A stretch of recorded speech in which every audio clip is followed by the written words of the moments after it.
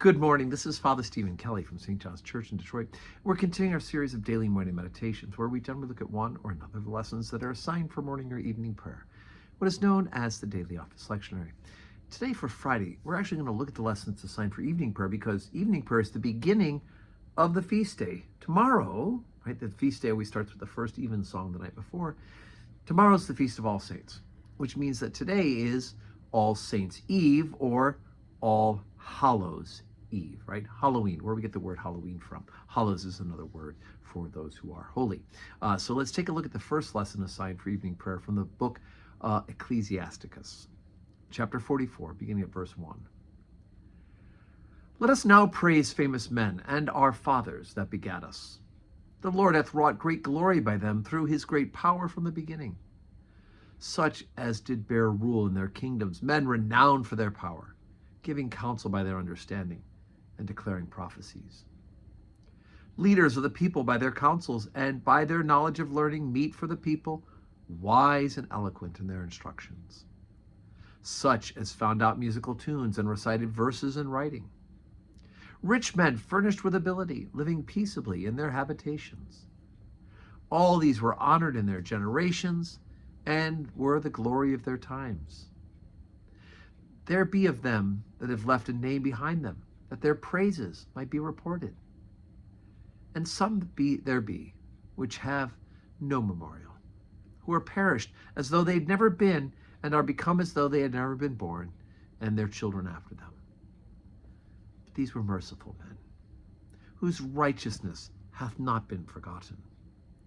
With their seed shall continually remain a good inheritance, and their children are within the covenant. Their seed standeth fast, and their children for their sakes. Their seed shall remain forever, and their glory shall not be blotted out. Their bodies are buried in peace, but their name liveth forevermore. The people will tell of their wisdom, and the congregation will show forth their praise. All right, so as we're getting ready for the saints, we're talking about famous men, right? The book of Ecclesiasticus is from the Deuterocanonical books, those books that are written in between Old Testament time and New Testament time, and are considered a canon of the scriptures for the Roman Catholic, the Orthodox, and the Anglican churches, which is the Episcopal Churches and Anglican Church. So we're pointing out the fact that we do remember those who go before us. We do remember those who are holy. And the writer of Ecclesiasticus starts out by saying there are some people who are famous, right? And we give praise if they're famous for good reason. Nowadays, people are famous for the sake of being famous, right?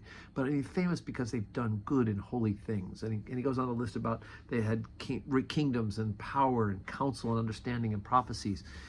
People who were good, and their fame was because of the good that they did.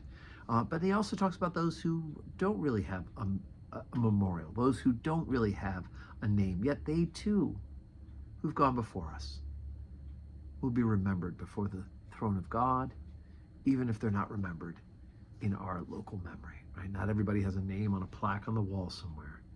And even I walk around the cemetery at Elmwood, where I am a trustee of the foundation, and I walk around and I see these gravestones, many of which have probably not been visited by a family member in generations. At the time when they were buried, they were remembered and loved, but generations have gone by. And though they may rest in peace, they're not remembered on earth. But all that matters is they're remembered in heaven. So as I said, today is Friday, today is Halloween. So let's enjoy ourselves getting ready for the big feast of All Saints' Day, which is tomorrow. And we don't have public worship here at St. John's on Friday, but let's make sure we're saying our prayers. And may God grant us a Friday, a Halloween that is full of blessings.